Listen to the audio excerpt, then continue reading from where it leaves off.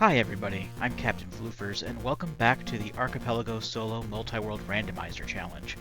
First off, I would like to apologize for the lack of uploads the past few weeks. Stuff has stacked up so much that it's taken me a while to be able to focus down on a plan to move forward, and even then, I can't guarantee that I'll stick with it. I've learned from the last video that putting together these edited down post-commentary videos is very time-consuming and a bit more stressful compared to what I normally do for these. I still have two more like this after this one, but as I'll say in a far future video in this series, I'm not going to do any more videos in this style after part 14 unless I absolutely have to. Now with that out of the way, for the next few sessions I had come up with the idea of changing the scenery a bit by just playing some games I hadn't touched in a while. I decided to start with VVV since I only had access to Space Station 2 and thus only had a small number of checks, and then I would be done with the game for a while.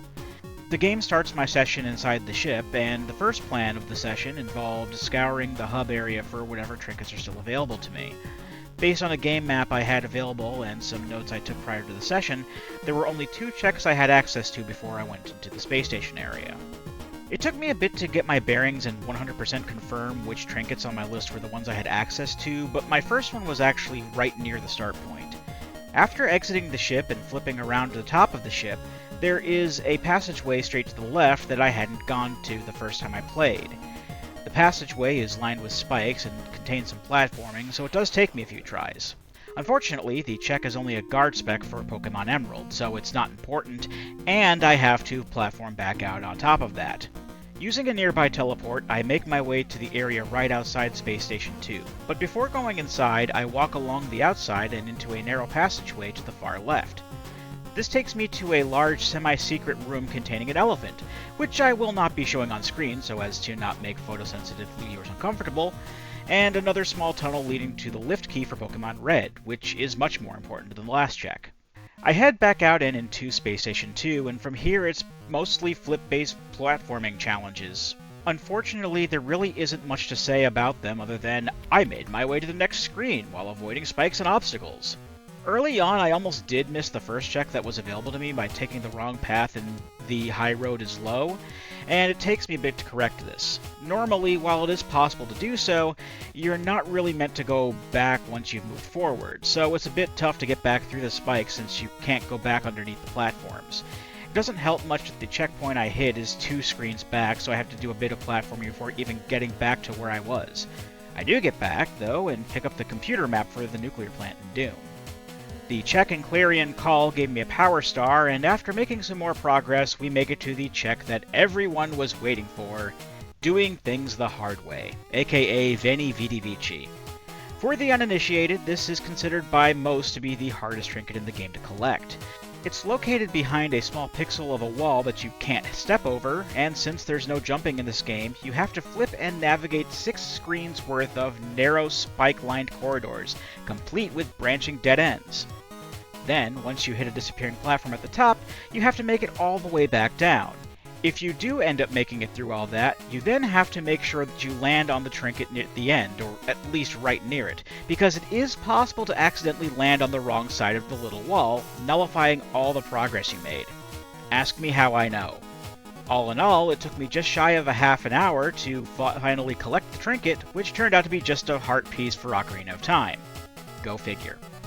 After some more platforming, I start making my attempts for Prize for the Reckless, which I remember being the second hardest trinket in the game. Essentially, you have to make your way through 4 screens of platforming, all without hitting any checkpoints. The goal is to loop all the way back around through the top entrance of the room, and take out a disappearing platform to get a moving one going.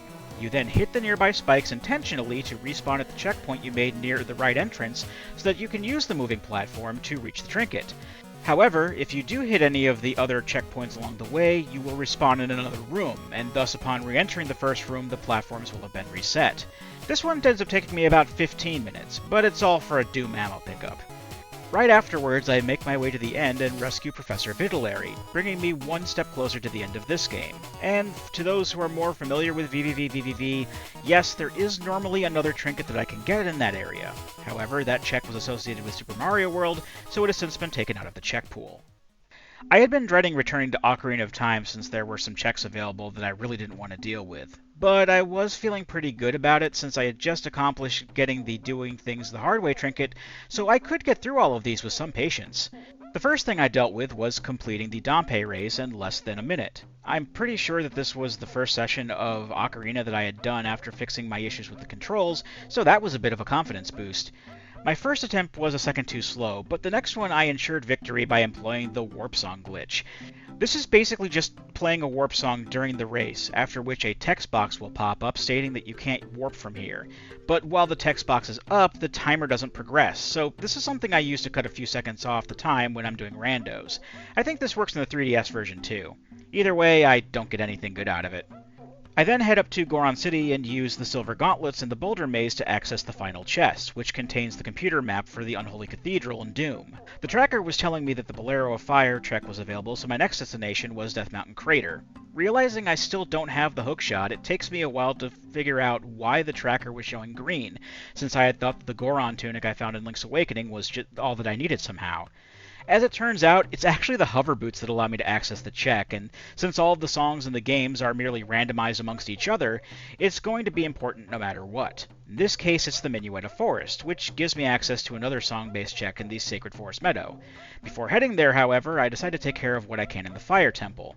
Unfortunately, without the Megaton Hammer, I'm only able to make it as far as that room with the firewall that chases you before I run out of the keys that were made available to me, and I don't find anything really substantial inside at all. Fortunately, as I had learned before, the Minuet of Forest check was Zelda's Lullaby, which I knew opened up a lot of possibilities for me. I turned back into a kid and made a beeline for Goron City so I could open up Darunia's room. Now, I know I can't get Darunia's check without Saria's song, which I don't have, but this allowed me to access the torch inside, which in turn led to the spinning jar check, which gives Phoebe some arrows back in Mystic Quest. With that out of the way, I head out and up to the top of Death Mountain, as Zelda's Lullaby also gives me access to the Great Fairy checks. The check on Death Mountain gives me a heart piece.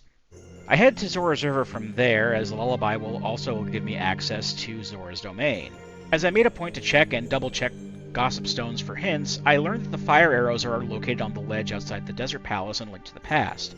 This does get me a bit excited, but I also did forget that I don't have magic with which to utilize them right now anyway. I hand over Ruto's letter to King Zora so that I can have access to Zora's Fountain, then I do the torch check for an emblem for Sonic Adventure 2. Since I've decided I'm going to get what few checks I can in Jabu Jabu without the boomerang, I grab a fish in a bottle on the way back up to the ramp to the throne room. I sidetrack to do the diving minigame for some bombs, then head up to Zora's Fountain. The Great Fairy blesses me with the Chasm's blue keycard for Doom 2, and I get some Temmie Flakes from that one chest made available to me in Jabu Jabu. I head back into the future with my newfound Ice Cavern access, and along the way some Gossip Stones tell me about the location of a Power Star, as well as not to bother to defrost King Zora. All in all, my excursion into the Ice Cavern netted me Mambo's Mambo for Link's Awakening, as well as the Bolero of Fire, which I noted at some point before. From here, I decided to rip off the Band-Aid and get my horseback archery checks out of the way. I'm able to get the 1000 point check on the first try, gaining the air necklace for Knuckles in Sonic Adventure 2. That seems to have been enough for me, though, as after a couple of tries at 1500, I abort and head to the chest check elsewhere in Gerudo's Fortress. After figuring out how to get to it with what I have, I score the Yellow Skull key for Tenements in Doom 2. I change back into a kid and head into the bottom of the well, as even without magic to utilize the Lens of Truth, there's a good number of checks that I can get with Zelda's Lullaby available to drain the water. Even then, the only real score I get is the computer area map for the suburbs in Doom 2. While I'm in the area, I proceed to get the Sun Song check, which gives me the Requiem of Spirit. I decide to cap off the session by at least doing the child's half of the Spirit Temple. While I ended up scoring the Prelude of Light from the Requiem of Spirit check, the temple itself didn't yield any good checks. I think I may have seen something at some point that told me the Spirit Temple was a bust, but whatever. Now I know for sure. In the next session, I'll start off with the adult portion of the Spirit Temple, but until then, I've been Captain Floofers, and I'll be here next time. Join me, won't you?